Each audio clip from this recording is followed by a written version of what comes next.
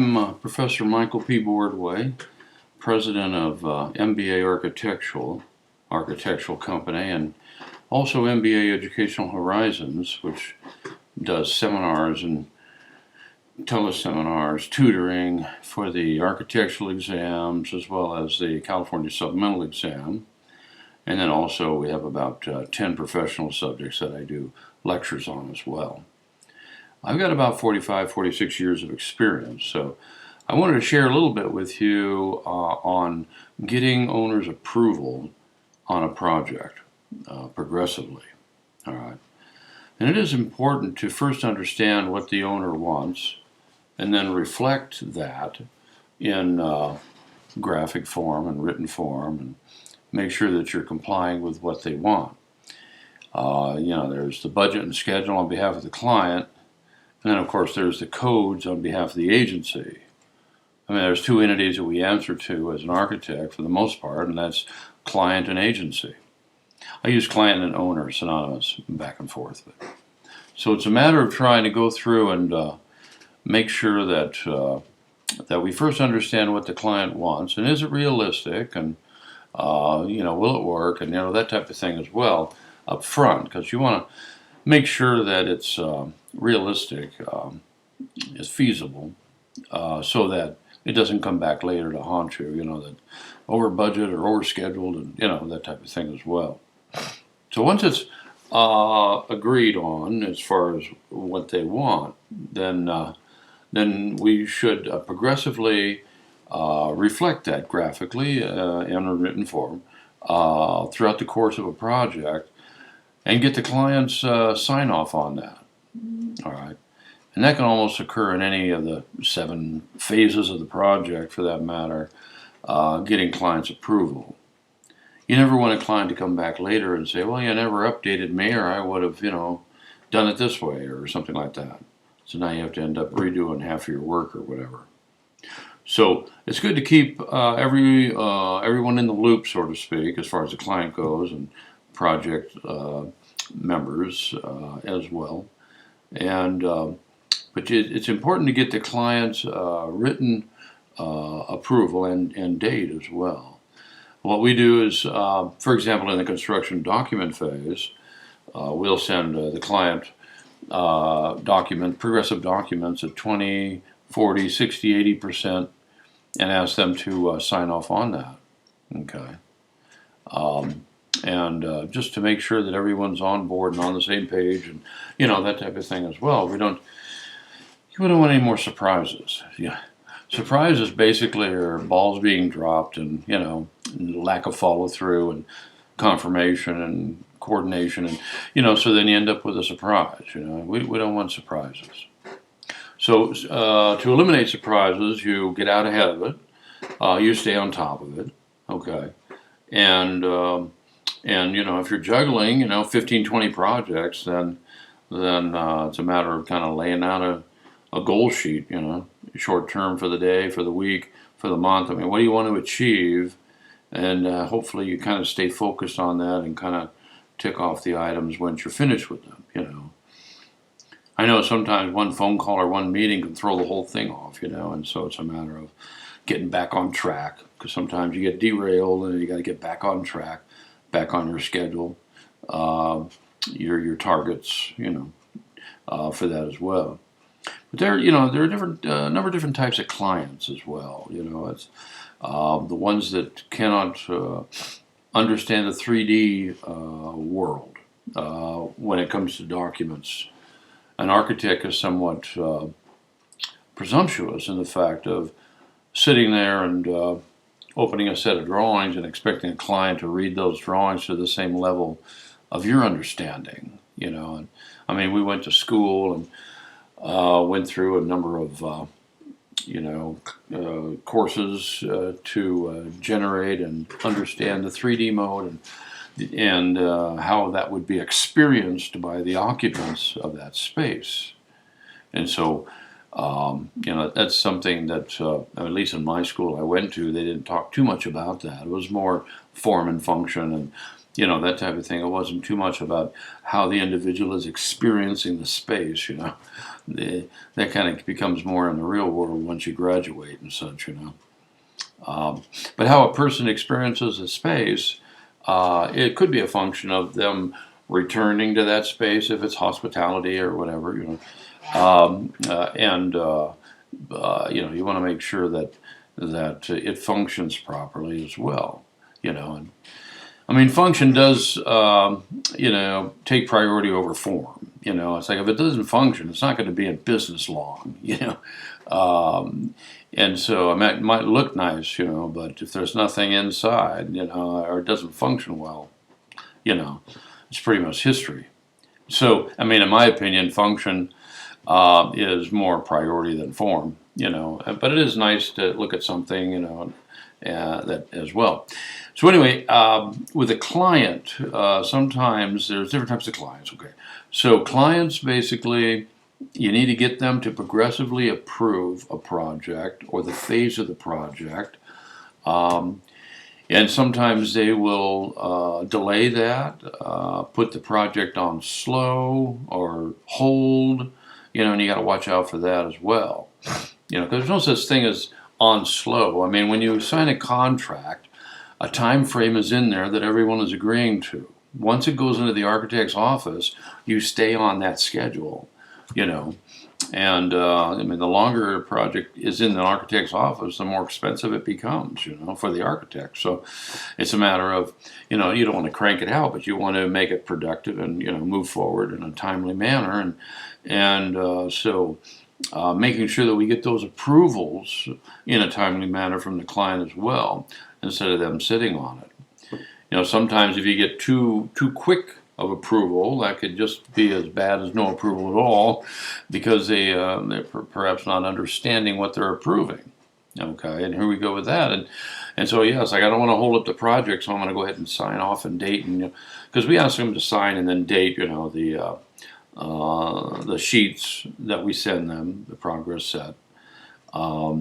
And make any comments they want, mark them up, send them back. I mean, nowadays, you can scan email, PDF, I mean, whatever.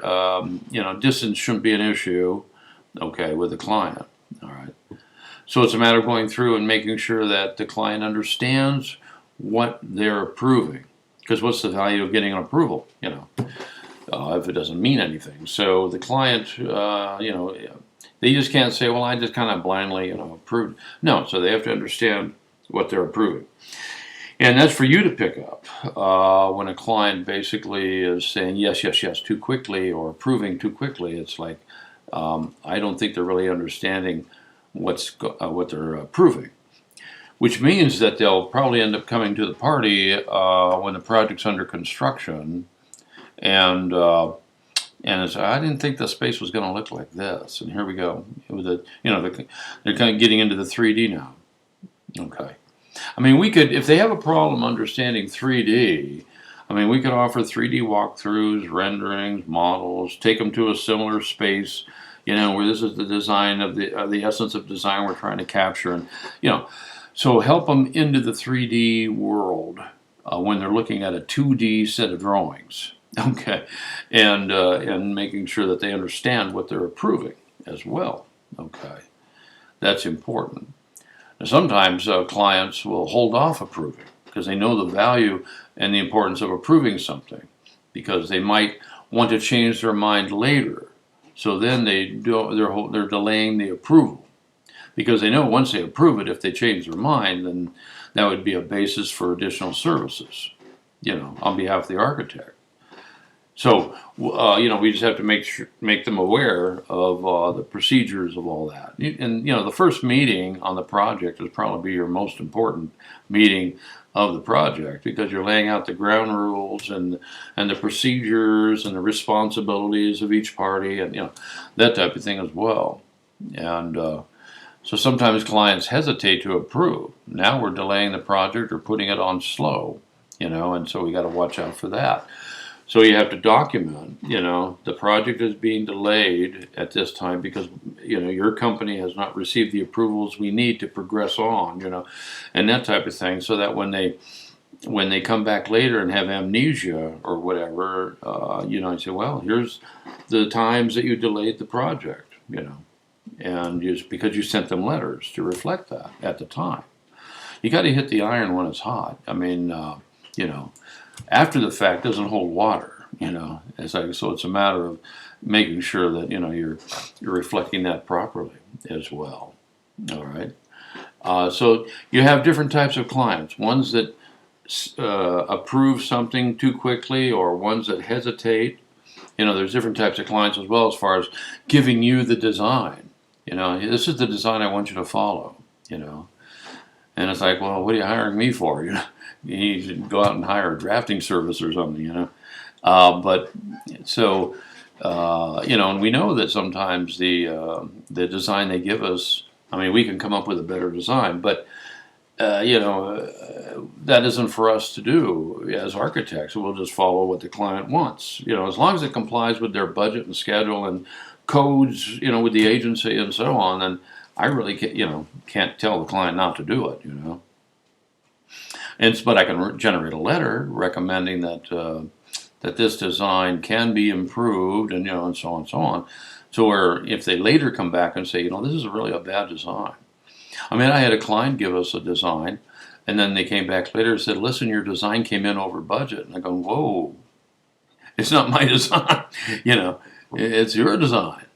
And we would have probably, designed it more efficiently. But, this is what you wanted. So sometimes clients think they, have higher level of design experience than an architect. I don't know. So it's a matter of, but if you get to the point of understanding that you really have no power to dictate that, I think one of my other videos is, does the architect really have design say so? And the answer, of course, is no. We end up being presenters, informers, educators, advisors, recommenders. We don't decide anything as far as client and agency issues. Again, that's the two entities we answer to, right? Client and agency. And so, but the client has to understand that we're following their design and their criteria, and we'll go from there. All right. So we want to make sure that the project is being approved progressively, anywhere from pre-design to the end of construction. As far as approvals for change orders in the construction phase, making sure that we have progressive approvals to keep the project moving in construction, or whether it's bid approvals and addenda, during the bidding phase, and revisions, substitutions, alternates, all that goes on. And then, of course, in the construction document phase, the 20, 40, 60, 80% level, that they can see, okay, I see how it's coming together now, and they're approving it, and you put that, that in your file or in your drawer or whatever, to confirm the fact that you kept the client in the loop progressively. You've done your due diligence and standard of care, as they call it, and you go from there, as far as confirming that the client has accepted and approved the documents progressively. I mean, you go into design development. This is the system. I mean, who approves the system of the project? It's not the architect or the consultants. Again, we're presenters, informers, educators, advisors. It's like, so we don't really decide anything. We present, and then the client makes the decision. The client might say, well, no, I want to go with trusses here, not conventional framing and so on. I want wall systems and that type of thing. So we have to understand the requirements of the client as well. So in the schematic phase, I'm going backwards in phases, but in the schematic phase, we just want to make sure that we got the bubble diagram. We always do like bubbles first. I don't want to spend a lot of time spinning wheels and shooting in the dark here. But, we just do bubbles first as far as flow and adjacency. And then we do the blocks after that, indicating allocation of space, based on the bubble layout that the client's approved. And then the block layout, square footage, and so on, size of spaces and all that, and shape. And then the client will approve that. And then we go into schematics, So we do a two-step process before schematics, because I don't want to spend a lot of time, and I'm speaking from experience after 40 some odd years. It's like, Client coming back and say, well, that's not quite what we want, and there goes the budget, because we're generating now, like the third or fourth round of schematics, and so, all this guesswork. Well, I mean, we have a 5-page questionnaire for the client as well on a project, whether it's commercial, industrial, institutional, residential, hospitality, I mean, whatever it happens to be. We have different, questionnaires, and I send that to the client. I want to lock them in to exactly what they want. That way there's no guesswork on what they want. Sometimes clients, they'll approach you in the pre-design phase. I know I want to do something, but I don't know what it is or where it is or what it is. So sometimes you might have to come in the back door on that. Let me show you all what you don't want. Unfortunately, we have to kind of spend some time on that so that we end up with a better way of doing something and getting them exactly what they want. So we go through and we make sure that we understand the client's needs and wants. We're keeping them on budget and schedule because we need to know what their budget and schedule is. We need to know what the codes are going to be applying to that project as well. Right now we're getting close to going into a code transition. So you have to get with the agency. When is that going to occur? Usually they say any application after a certain date, like January. Right now it's the year 2022. In January 1, 2023, we're going to go into a code change. Okay, and so you need to get with the agency on finding out. Okay, when does that transition occur? With our agencies, mostly it's whenever an application is filed after January 1, 2023, then it'll be applying to the new family of codes. So I know that. So what I'm doing is I'm generating letters to the owner, ahead of time. If you're thinking about doing any projects at this time, let's go ahead and see if we can get them in to the agency before the code transition. Because usually code transitions usually mean structural and fire resistivity and energy and accessibility, and those are like the 4 biggies as far as effects of codes, and so we have to go through and in California we also I'm located in California, so we have the California Green Code and and all that as well that we're going to have to comply with because they're going to update their standards. Usually you get about 3 years on a code, the life of a code, and then it usually has to change. But anyway, so the client needs to understand that. Half of your time probably is educating the client, making sure that they are understanding what the end product is going to look like. Is it responding to what you want? Because you're the one paying the money. You're paying the bills and so on. So we have to make sure that the client gets what they want. If it's feasible and agreeable by code.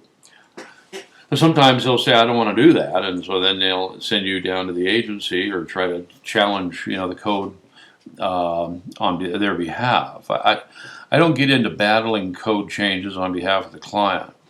What I'll do is I'll facilitate a meeting between the client and the agency, and then I'll sit back.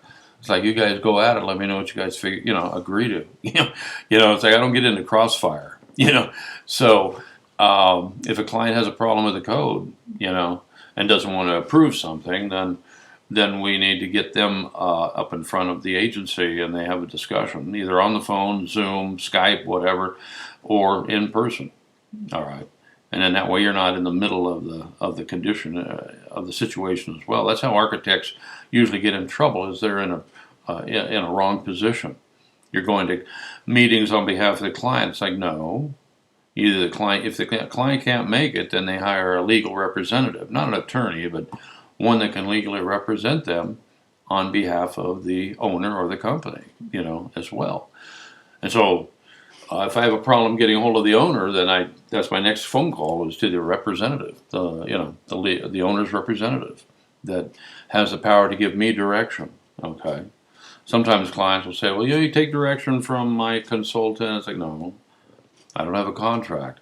Anyone I don't have a contract with, then I really don't, we don't talk about effects to the project or take direction and so on. I take direction from the owner, okay, and then And then I coordinate with my consultants, system consultants, inside the building. Usually anybody outside the building I let the owner contract with. It minimizes the architect's liability. We don't lose control. We communicate and coordinate with those individuals as well. But, we're just not liable for the civil engineer, the soils, or the landscape architect, and, or anything like inside the building cosmetically. Interior designer, the client can contract with them as well. But anyway, so understanding who do you need approvals from, and of course, agencies sometimes could give you preliminary approvals as well. You send them a little sketch. Is this acceptable? Is this complying with the setbacks and the density and and all of that, and see what they say. I mean, it's nice to know all that ahead of time. So there's no surprises. Sometimes I'll find out who the plan checker is going to be, and I'll say, can I have a copy of the forms you're looking at when you check the documents? So, I can kind of get out ahead of it. Smoke detectors and carbon monoxide detectors and all that stuff as well, where they need to be. So anyway, owner's approval, very important to confirm and reflect that you're doing due diligence and standard of care on behalf of the architect. Okay. And the owner needs to understand that they need to be there progressively signing off and approving the project as it goes along. Okay. Because we need to have that. All right. And again, if you need any help in going through this profession, I mean, I tutor principals of very large firms as well. I do consultation, but I do also the seminars and the tutoring for architectural candidates, taking the ARE across the United States and other parts of the world as well, and also the CSE, California Supplemental Exam. Been doing that over probably 30, 35 years. All right, and I do keep up with all the information and the boards across the U.S. as well. All right. So any questions? Give me a call. You can always look at our website, MBA Mary Bravo Apple, MBA-architectural.com. All right, and you can just give me a call as well. The phone numbers are on the website and such. All right. Well, take care, and we'll talk to you in another video. All right, bye.